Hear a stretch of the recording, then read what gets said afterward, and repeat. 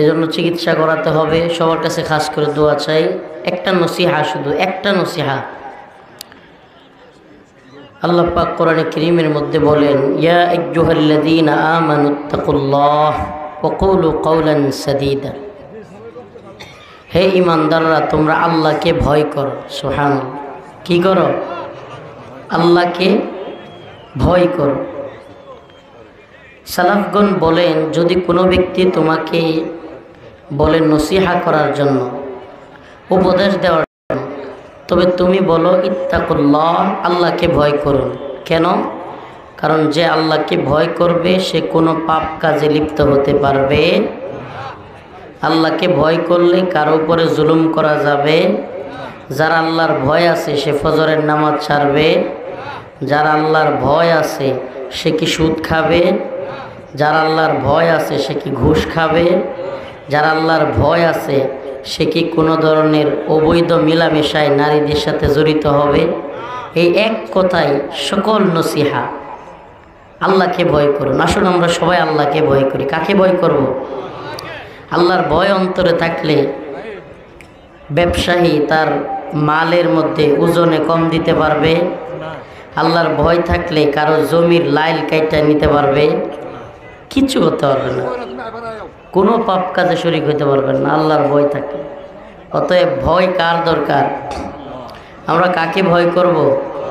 ওয়াকুলু কাওলান সাদীদা, এবং সঠিক সত্য কথা বলব। অহেতুক জবান আছে বইলেই গীবত, পরনিন্দা। এই যে আমি যদি না আইতাম, আপনারা কমিটিতে দাওয়াত দেয় না, এই করে নাই, সেই করে নাই, খালি প্রোপাগান্ডা, তাদেরকে কষ্ট দিতেন। এই কারণে মাহফিল যেদিন করা হয় সেদিন মানুষ এসে বসে থাকলে, বক্তা না আসলে কমিটি অপদস্থ হয়। এই চিন্তা করে শরীরের অবস্থা, আমার মেরুদণ্ড দাঁড়ায় থাকতে পারি না, এমন অবস্থা। মেরুদণ্ডে প্রচণ্ড ব্যথা করে, একেবারে শরীর প্রচণ্ড দুর্বল হয়ে গেছে, নিয়মিত না খাওয়া না ঘুম। তো যে নসিহাটা আল্লাহর কোরআনে আল্লাহ বলতেছেন, ইয়া আইয়ুহাল্লাযীনা আমানু ইত্তাকুল্লাহ, আল্লাহকে ভয় করো। আজকের নসিহা কি? আল্লাহর প্রতি ভয়। ওয়াকুলু কাওলান সাদীদা, সঠিক সত্য কথা বলা, ফাহিশা কথা না বলা, গীবত না করা, অযথায় পরনিন্দায় লিপ্ত না হওয়া।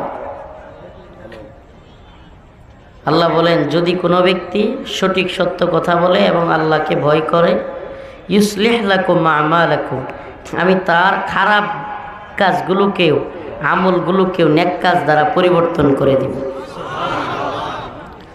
ওয়াগফির লাকুম যুনুবাকুম, আমি তার গুনাহগুলোকে মাফ করে দিব।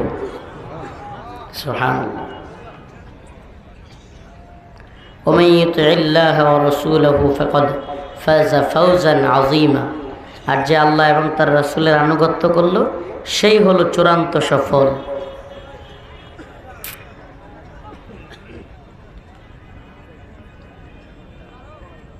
পানি দেন তো।